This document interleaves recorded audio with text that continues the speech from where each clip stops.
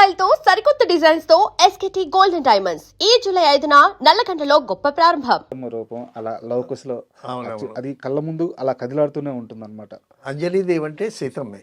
Sir Sita characters ఎవరు వేసినా కూడా సీత అంటే అంజలీదేవి అనేటటువంటి ఒక ముద్ర చాలా గాఢంగా ప్రేక్షకుల్లో ఉన్నది. సార్ తర్వాత ఆవిడ ఎక్కడికన్నా వెళితే లవకుశ రిలీజ్ అయిన తర్వాత ఆవిడ ఎక్కడికన్నా వెళితే ఆవిడ కాళ్ళకి దండం పెట్టి అమ్మ సీతమ్మ తల్లి అని కాళ్ళ మీద పడిపోయి దండాలు పెట్టేవాళ్ళంట.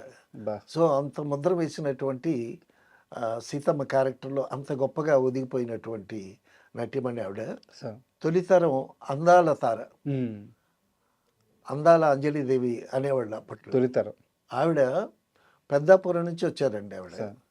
ఆవిడ పెద్దాపురం నుంచి వచ్చి కాకినాడలో యంగ్ మెన్స్ హ్యాపీ క్లబ్లో ఆవిడ అన్ని విద్యలు నేర్చుకుంది అక్కడ.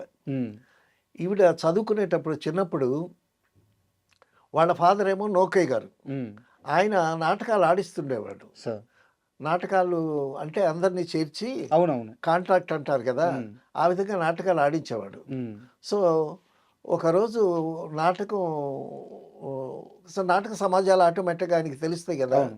ఒకరోజు సత్యహరిశ్చంద్ర నాటకం ఆడుతుంటే ఆ లోహితాసుడు వేయాల్సినటువంటి కుర్రాడేమో ఎగ్గొట్టాడంట. ఇంకో నాటకం దగ్గర పడింది. అప్పుడు ఆ నాటకాలు ఆడించే ఆయన ఈయనకి ఫ్రెండ్ నౌకే గారికి. అప్పుడు ఈ చదువుకుంటున్న అంజలీదేవి అప్పుడు చిన్న వయసు, ఒక 7 years ఎంత ఉంటాయేమో. సో అప్పుడు ఈవిడ స్కూల్లో ఉంటే వచ్చి బలవంతంగా లాకెళ్ళిపోయాడంట. లాకెళ్ళిపోయి తీసుకెళ్ళాడంట. తీసుకెళ్తే చూపిస్తే ఫ్రెండ్కి చూపిస్తే లోహితాసుడు క్యారెక్టర్ చాలా చక్కగా ఉంటుంది, కానీ ఆడపిల్ల కదా మరి జుట్టు తీసేయాలి, జుట్టు కత్తిరించేయాలి అని అంటే అనందంట. అని అంటే ఫాదర్ బలవంతంగా జుట్టు కత్తిరించి లోహితాసుడి క్యారెక్టర్ వేయించాడంట. ఆవిడకి నాటకం వేయటం ఆ ఇంట్రెస్ట్ లేదు, చదువుకోవటం మీద ఇంట్రెస్ట్. సో ఫాదర్కి నోకయ్య గారికి నాటకాలంటే ఇంట్రెస్ట్ కాబట్టి బలవంతంగా చిన్న వయసులోనే ఆవిడని లోహితాసుడి క్యారెక్టర్ వేయించాడంట. ఆవిడ లోహితాడు క్యారెక్టర్ వేసి లోహితాసుడు చనిపోతాడు కదా, హాయిగా నిద్రపోయిందంట స్టేజ్ మీద. ఆ విధంగా అలాగా తండ్రికి ఈ హిస్ట్రియానిక్స్ మీద, ఈ నాటకాల మీద, అప్పుడు ఎంటర్టైన్మెంట్ అంటే నాటకమే.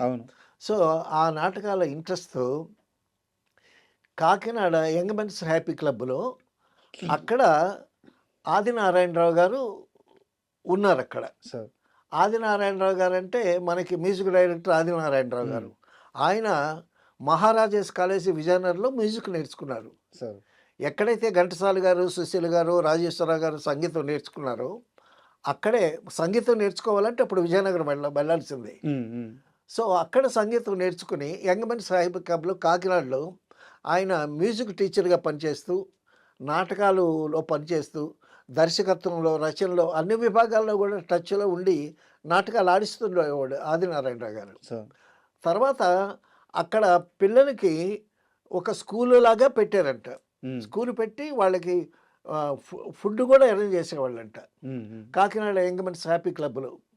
సో ఈ నోకయ్య గారేమో ఈ అమ్మాయిని తీసుకెళ్ళి అక్కడ స్కూల్లో పెడితే ఆ స్కూల్లోనే ఆదినారాయణరావు గారి దగ్గర సంగీతం, తర్వాత డ్యాన్సు, ఆ స్కూల్లోనే డ్యాన్సు నేర్చుకోవటం అన్నీ స్కూల్లోనే జరిగిపోయాయి. తర్వాత నోకయ్య గారు తీసుకెళ్ళి అప్పచెప్పారు కదా, చిన్నపిల్ల కదా. సో మొదటి నుంచి ఆదినారాయణరావు గారు ఆ అమ్మాయిని స్పెషల్ కేర్ తీసుకొని ఆయనకి సంగీతం నేర్పించడం కాకుండా సాహిత్యం గురించి, మంచి మంచి కథల గురించి, నటన గురించి, అభినయం గురించి, నృత్యం గురించి, అన్నిటి గురించి చక్కగా వివరించి చెప్పేవాడంట.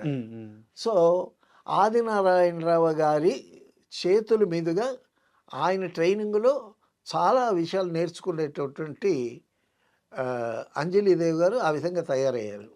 అయితే తర్వాత క్రమంగా వయసు పెరుగుతూ ఉంటే నాటకాలు ఆడేవాళ్ళు ఈ అమ్మాయిని తీసుకువెళ్ళి అప్పుడు ఆడవాళ్ళు నాటకాల్లో వేయటం అంటే పెద్ద నామోషి కదా. సార్. సో బతివులాడి తీసుకెళ్ళి ఈవిడిని నాటకాల్లో ఆడించేవాళ్ళంట. హ్మ్. సో వాణి నాటక సమాజం అని ఒకటి ఉండేది, వాళ్ళతో చాలా నాటకాలు ఆడింది. హ్మ్. తర్వాత ఆ, మెడ్రాసులో ఒక నాటకం ఆడారు. సార్. ఆ మెడ్రాసులో నాటకం ఆడేటప్పుడు ఆ నాటకం పేరు కృష్ణకుచేల. హ్మ్. ఈవిడ రుక్మిణి పాత్ర వేసింది. హ్మ్. ఈ రుక్మిణి పాత్ర వేసేటప్పుడు సత్యభామ పాత్ర కూడా ఉంటుంది కదా, ఉంటుంది రుక్మిణి కదా. ఉంటే. అవును. అవును. ఆ సత్యభామ పాత్ర ఏమో నాగేశ్వరరావు గారు యాక్ట్ చేశాడంట. బా! సో అక్కడ నాగేశ్వరరావు గారితో పరిచయం, నాటకాలతో పరిచయం పరిచయం అక్కడ. సార్. ఆ విధంగా నాటకాల్లో బాగా ఆడుతూ మొట్టమొదటి సినిమాలో ఆవిడ గొల్లభామ సినిమాలో ఒక వ్యాంప్ క్యారెక్టర్ వేసింది. గొల్లభామతో ఎంట్రీ ఇచ్చింది ఆవిడ. ఓకే. సో సంగీతం కానీ, సాహిత్యం కానీ, నృత్యం కానీ, అభినయం కానీ అన్నీ నేర్చుకునేది ఆదినారాయణరావు గారి దగ్గరే. హ్మ్. తర్వాత ఆ నేర్చుకునేటప్పుడు గురువు గారు కదా, ఆ ఆరాధనా భావంతో ఆయనంటే ఇక జీవితం అంతా ఆయనతోని. హ్మ్. సో జీవితంలో ఎలా ఉండాలి, ఎలా మాట్లాడాలి, ఎలా మసులుకోవాలి, నాటకాల్లో ఎలాగ యాక్ట్ చేయాలి, జీవితంలో ఎలాగా బిహేవ్ చేయాలి, అన్ని మెలకువలు మొత్తం ఆయన దగ్గర నేర్చుకుని, ఆయనంటే గొప్ప ఆరాధనా భావం కలిగి, తర్వాత ఆయనంటే ప్రేమ కలిగి, హ్మ్. ఆయన్నే పెళ్లి చేసుకుంటాననేటటువంటి ఒక మొండి పట్టుదలకు వచ్చేసింది ఆవిడ. ఎప్పుడు సార్ ఇది హీరోయిన్ అవ్వకముందా? అవ్వకముందు అవ్వకముందు. యంగ్ మెన్స్ హ్యాపీ క్లబ్ కాకినాడలో ఉండేటప్పుడు. ఆ! సో ఆయన అప్పటికి ఆయనకి ఈవిడికి 13 సంవత్సరాల వ్యత్యాసం. ఆ! ఆఖరికి ఇక మండుపట్టు కూర్చున్నది. నేను పెళ్ళంటి చేసుకుంటే ఆదినారాయణరావు గారిని చేసుకుంటాను అని అంటే, హ్మ్. అప్పుడు లోకే గారు పెద్ద మనుషులు వీళ్ళంతా వెళ్ళి ఆదినారాయణరావు గారి ఇంటికి వెళ్ళి ఆయన్ని మాట్లాడి ఆయన్ని ఒప్పించారు. హ్మ్. వారికి పెళ్లి కాలేదా అప్పటికి? ఆయన అప్పటికి పెళ్ళి అయిపోయింది. ఆ! పెళ్ళి అయిపోయింది, ఆయనకి ఫ్యామిలీ ఉంది.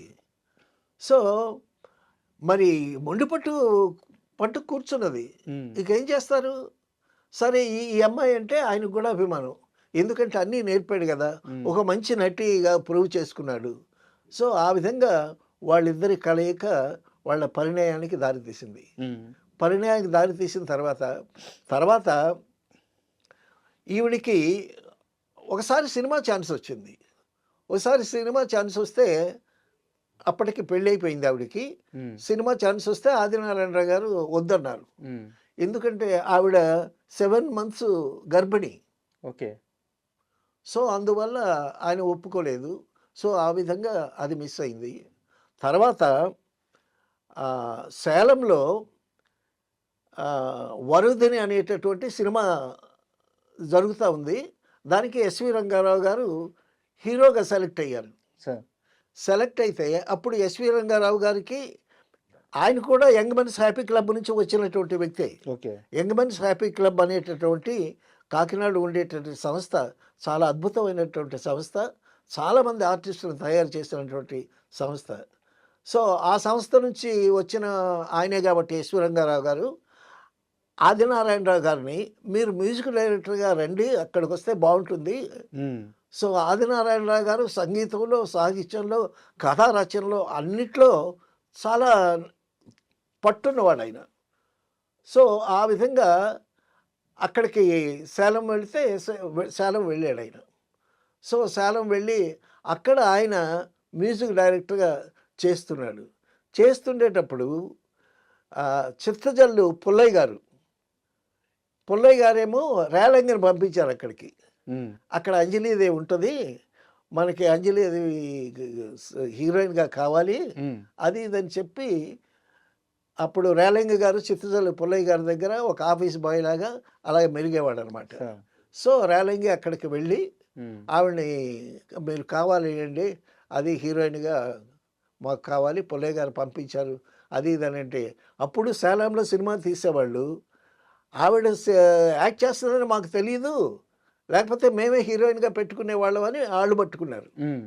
మొత్తానికి ఆఖరికి వాళ్ళేమో మీరు వెళ్ళటానికి వీల్లేదు, మాతో ఉండాలి మీరు, అది ఇది అని అంటే, అప్పుడు మొత్తానికి ఆదినారాయణరావు గారు, అంజలీదేవి గారు మొత్తానికి ఆ సేలం ఆ ప్రాజెక్టును వదిలిపెట్టి పుల్లయ్య గారి దగ్గరికి వచ్చారనమాట. హ్మ్. సో ఆ విధంగా సినిమాల్లో ఎంట్రీ జరిగింది. సార్ జరిగిన తర్వాత ఫస్ట్ గొల్లబామ సినిమాలో వ్యాంపుగా చేసింది ఆవిడ. సార్ చాలా మంచి నటిగా పేరు వచ్చింది. తర్వాత అంజలి పిక్చర్స్ స్టార్ట్ చేసేటటువంటి ఎత్తుకు ఆమె నిర్మాతగా నాగేశ్వరరావు గారితో సినిమా తీసినట్టు సినిమా తీసింది ఆవిడే. సో ఆవిడ కెరీరు అప్పటికే ఇండస్ట్రీకి వచ్చేటప్పటికే ఆవిడ ఇద్దరు పిల్లల తల్లి. అప్పట్లో ఎంత అందంగా ఉండేదో. అంజలీదేవి అంటే అందాల తార అంజలీదేవి అని సినిమా పబ్లిసిటీలో రాసేవాళ్ళు. అప్పుడు పోస్టర్సే కదా, అవునవును, అందాల తార అంజలీదేవి నటించిన అని వేసేవాళ్ళు అనమాట. తర్వాత మీకు తెలుసు లవకుశలో సీతగా వేసి తర్వాత జనాల నీరాజనాలు అందుకున్నటువంటి సీతమ్మ అంటే సీతమ్మే. నిజంగా లవకుశలో సీతగా యాక్ట్ చేసేటువంటి అంజలిని చూస్తే లవకుశలు పుట్టిన తర్వాత నాగి గారితో ఒక సీన్ ఉంటుంది ఆవిడకి. రాముడి మీద ఈవిడికి సందేహం వస్తే నాగయ్య గారు పాట పడతారు, సందేహించకమమ్మ రఘురాము ప్రేమ సీతమ్మ, ఆ ఒకే బాణము ఒకటే మాట ఒక్క బామకే రాముని ప్రేమ అని ఆయన సోదరుస్తుంటే ఆశ్రమంలో ఉంటుంది పాట. ఆశ్రమంలో పాట అసలు సీతమ్మ అసలు ఏడుపు వస్తుంది, చూసేవాళ్ళకి ఏడుపు వస్తుంది. అంత అద్భుతంగా ఒక పెద్దాపురం నుంచి వచ్చినటువంటి ఒక నటి వ్యాంపు పాత్ర వేసి ఒక సీతాదేవి పాత్ర వేసి ప్రజల్ని మెప్పించి ఏడిపించి ఒక దేవత ఆరాధన భావం కలిగించి గొప్ప పేరు సంపాదించుకున్నటువంటి Anjali Devi. That all credit goes to Adinarayana Rao garu. ఆవిడ ప్రతి అడుగు, ఆవిడ జీవితంలో ప్రతి నిమిషం ఆవిడ్ని కనిపెట్టుకుని ఆవిడ్ని జాగ్రత్తగా ఆ స్థాయికి వచ్చిందంటే అది ఆదినారాయణరావు గారు చలవే. తర్వాత ఈటీవీ తరపున అంజలీదేవి గారిని ఇంటర్వ్యూ చేయటానికి ఈటీవీ తరపున నన్ను పంపించారు అక్కడికి. పంపించేటప్పుడు అంజలీదేవి గారి ఇంటికి వెళ్ళి సో ఆవిడ్ని ఇంటర్వ్యూ చేసేటప్పుడు చెప్పినటువంటి విషయం కూడా అదే. నాకు అన్నీ తల్లి తండ్రి దైవం అంతా ఆదినారాయణరావు గారు అండి, ఆయన దగ్గరే నేర్చుకున్నాను నేను అని చెప్పి ఒక చిన్న ఇంటిలో ఉంటున్నారు. అప్పుడు ఆ పక్కన పెద్ద ప్యాలెస్ ఏమో సత్య సాయిబాబాకి డొనేట్ చేసేసారు. ఓకే, పెద్ద ఇల్లు వీళ్ళదే అంజలీదేవి గారిదే. అదేమో సత్య సాయిబాబా గారు డొనేట్ చేశారు. సాయిబాబా గారు మెడ్రాస్ వస్తే అక్కడే నివాసం. అది పెద్ద ప్యాలెస్ లా ఉంటుంది. ఆ పక్కనే ఒక చిన్న ఇల్లు కట్టుకుని ఆదినారాయణరావు గారు తర్వాత ఈవిడే ఉంటున్నారు అనమాట. తర్వాత వాళ్ళ అబ్బాయి కూడా ఉండేవాడు.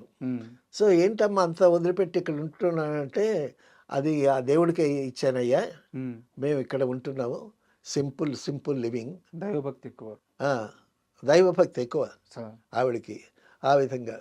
తర్వాత మరొక విషయం ఏంటంటే అంజలి గారిని దగ్గరగా నేను చూసినటువంటి భక్త తుకారంలో దేవులపల్లి కృష్ణశాస్త్రి గారు ఒక పాట రాశారు, ఘన ఘన సుందర కరుణ రసమందిర అని పాట రాశారు. ఆ పాట రాసేటప్పుడు దేవులపల్లి కృష్ణశాస్త్రి గారు వెనక తోకలాగా వెంటాడుతూ వెళుతుంటారు కదా నేను ఎక్కడికి వెళ్ళినా. సో కృష్ణశాస్త్రి గారితో వెళితే అది అంజలీదేవి ఆదినారాయణరావు గారితో మ్యూజిక్ సిట్టింగ్ అని నేను వెళ్ళిన తర్వాత తెలిసింది. కృష్ణశాస్త్రి గారు కారు ఎక్కమంటే ఎక్కడమే, నేను ఎక్కడికి అని నేను అడిగేవాడిని కాదు. బహుశా అందుకే నేనంటే ఆయన అంత బాగా వెంట పెట్టుకుని తిరిగేమో అని అనిపిస్తుంది. సో ఆయన కదిలేడంటే ఎక్కడో ఒక గొప్ప ప్రదేశానికి వెళ్తాడు, గొప్ప వ్యక్తులనే కలవడం, ఆయన స్థాయికి గొప్ప వ్యక్తులనే కలుస్తాడు అంతే. అప్పుడు వెళితే అప్పుడు ఆదినారాయణరావు గారు, అంజలీదేవి గారు, తర్వాత మ్యూజిక్ డైరెక్టర్ సత్యం. మ్యూజిక్ డైరెక్టర్ అయినా కూడా ఆదినారాయణరావు గారి దగ్గర తబలా వాయించేవాడంట. సో ఆయన కూడా ఉన్నాడు. మ్యూజిక్ డైరెక్టర్ అయినా కూడా ఆదినారాయణరావు గారి దగ్గర, భానుమతి గారి దగ్గర వచ్చి ఆయన సహాయ సహకారాలు అందించేవాడు సత్య గారు. తర్వాత వీటూరి అని ఒక మంచి రచయిత, ఆయన విజయనగరం. ఆయన విట్లాచారి సినిమాలకి, ఆదినారాయణ గారి సినిమాలకి, తర్వాత ఈ కీలుగుర్రంలో కూడా వారి సంబంధించిన పేరు పడద్దు అనుకుంటా. ఇది కీలుగుర్రం ఆ పాత సినిమాలకి చాలా రాశాడు. అవునవును, విట్లాచారి సినిమాలన్నిటికీ పాటలు రాశాడు. తర్వాత అంజలి పిక్చర్స్‌లో కొన్ని పాటలు రాశాడు. తర్వాత పద్మనాభం గారు తీసినటువంటి సినిమాలకి పాటలు రాశాడు. ఒక మంచి రచయిత. ఆయన కూడా కూర్చున్నాడు. సో, కూర్చునేటప్పుడు అప్పుడు అంజలీదేవి గారిని చాలా దగ్గరగా కూర్చున్న చోటు జరిగిందనమాట కృష్ణశాస్త్రి గారితో. సార్. అప్పుడు వీటూరి గారు అడిగారు. అప్పుడు 'ఘన ఘన సుందర' పాట పాడుతూ ఉంటే నన్ను పాడమని హమ్ చేయమని కృష్ణశాస్త్రి గారు చెప్తే నేను పాడానది. సో, అప్పుడు పాడేవాడిని. ఇప్పుడు పాడితే వినలేరనుకోండి. ఒకసారి ట్రై చేయండి. సో, ఎందుకంటే అద్భుతమైన పాట. ఇంకా చాలా గొప్ప పాట. ఘన ఘన సుందర కరుణ రసమందిరా అది పిలుపో మేలు కొలుపో అది మధుర మధుర మధురమో ఓంకారమో ఘన ఘన సుందర కరుణ రసమందిరా బా. అని పాట. అయితే కృష్ణశాస్త్రి గారు. ఈ పాటతో ఒక ప్రయాణం ఉంది సార్. ఆ, చిన్నప్పుడు అంటే ఈ కాలేజీలు మానేసి థియేటర్లకు వెళ్ళే ఒక పీరియడ్ ఉంటుంది కదా. ఆ, ఆ టైం పీరియడ్లో మా ఊరి థియేటర్కి వెళ్ళినప్పుడు ఆ. 10 గంటలకు షో అయితే 9:30కి వెళ్ళిపోయి కూర్చునే వాళ్ళం. ఉమ్, తెరెత్తేవాళ్ళు కాదు అప్పటికి. ఆ తెరెత్తకు ముందు పాటలు వదిలేవాళ్ళు. అదే ఇది. ప్రతి థియేటర్లో ఫస్ట్ పాట ఇదే. అవును. ఈ పాట ప్లే చేసేవాళ్ళు. చాలా మంచి పాట. అవును. కృష్ణశాస్త్రి గారు రాశారు. అప్పుడు నేను ఆ కంపోజింగ్లో పాడటం అన్నమాట. ఉమ్. అంటే అప్పుడు పాడేవాళ్ళు ఎవరు లేకపోవటం హమ్ చేయమంటే నేను అప్పుడు పాడాను అనమాట. తర్వాత ఆ పాట జి ఆనంద్ చేత పాడించారు. ఉమ్. జి ఆనంద్ చేత పాడించారు. అతను కూడా చాలా బాగా రికార్డింగ్ అయ్యింది. తర్వాత అమెరికా నుంచి వచ్చిన తర్వాత ఘంటసాల గారుతో వాయిస్ మిక్స్ చేయించారు. ఓకే.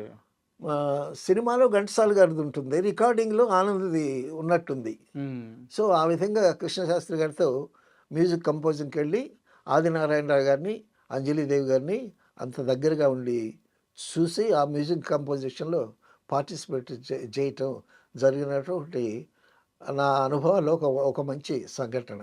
సార్. తర్వాత అండి 2 సినిమాలు చేసిన తర్వాత మనమే సొంతంగా సినిమా చేద్దాం అనేటటువంటి ఉద్దేశం కలిగి ఉమ్. ఎటువంటి సినిమాలు తీశారండి. సువర్ణ సుందరి ఉమ్. ఎటువంటి అవును. సినిమా. ఆ, అందులో మ్యూజిక్ అయితే ఆదినారాయణరావు గారి మ్యూజిక్ అయితే అద్భుతమైన పాట. తర్వాత చిన్నప్పుడు మా ఇంట్లో ఆడపిల్లలు వెళ్ళారు. నేను మా తమ్ముడే ఉండేవాళ్ళం. మా మదర్కి పాటలు అంటే ఇష్టం. మా ఫాదర్ హార్మోని వాయిస్తారు. మా పిన్ని గారేమో విజయనగరం మ్యూజిక్ కాలేజీలో వీణే నేర్చుకున్నారు. ఉమ్. సో నాకు చీరగట్టి పిలువకురా అలుగకురా అని పాట పాడించి డ్యాన్స్ చేయించి ఆ విధంగా మా మదరు నన్ను చిన్నప్పటి నుంచి అలా చేయబట్టి ఆవిడ ఎంకరేజ్ చేయబట్టి వచ్చి సినిమా ఫీల్డ్లో పడ్డాం. ఈరోజు మీ ముందు ఇలా కూర్చుంటున్నాము. సార్. సో ఆ విధంగా ఆ ఆ సినిమాలో అంజలీదేవి డ్యాన్స్ కానీ పాట కానీ, తర్వాత అంజలీదేవి గారు మరి పెద్ద హైట్ కాదు, ఉమ్.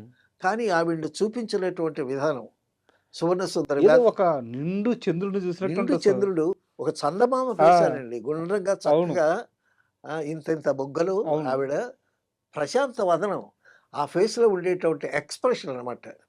చాలా చక్కని వదనం, ప్రశాంత వదనం, అంత చక్కగా ఉండేది.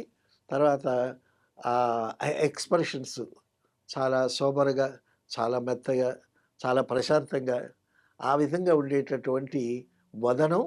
అందుకే అందాల తార అంజలీదేవి అని అన్నారు అప్పట్లో. ఆ విధంగా వెలిగినటువంటి అంజలీదేవి గారు చాలా సినిమాలు తీసి, చాలా సినిమాలు నిర్మించి ఒక తెలుగు ప్రజలకి ఒక సీతమ్మ వారిలాగా మిగిలిపోయారు. అయితే అంజలీదేవి గారి ప్రస్తావన వచ్చింది కాబట్టి వారికి ఎన్టీఆర్ గారితో ఏఎన్ఆర్ గారితో ఇద్దరితో సినిమాలు చేశారు వారు. ఇద్దరితో సినిమాలు చేశారు. బట్ ఇద్దరిలో వారు ఎక్కువగా ఏఎన్ఆర్ గారితో ఎక్కువ ట్రావెల్ అయ్యేవారు అంటారు. ఏఎన్ఆర్ గారితో ఎక్కువ సినిమాలు చేశారు. మహాక్షేత్రయ్య, భక్తి తుకారాము, సువర్ణ సుందరి అవన్నీ ఆవిడ వాళ్ళు తీసిన సినిమాలు. ఆ నాటక పరిచయం కూడా దీనికి సహకరించింది అనుకోవచ్చా? డెఫినెట్గా నాటకాలు పరిచయం. తర్వాత ఈవిడ రుక్మిణి ఇస్తే ఆయన సత్యభామ వేశాడు కదా, కూర్చొని సార్ బయట అంటారు. అంటే ఈవెన్ బయటకు కూడా అవును. ఎన్టీఆర్ ఏఎన్ఆర్లో ఎవరు ఇష్టం అంటే చాలా బాహాటంగా ఏఎన్ఆర్ అంటే నాకు ఇష్టం అని చెప్పేవారు. డెఫినెట్‌గా. ఎందుకంటే ఆ అసోసియేషన్ ఎక్కువ కదా!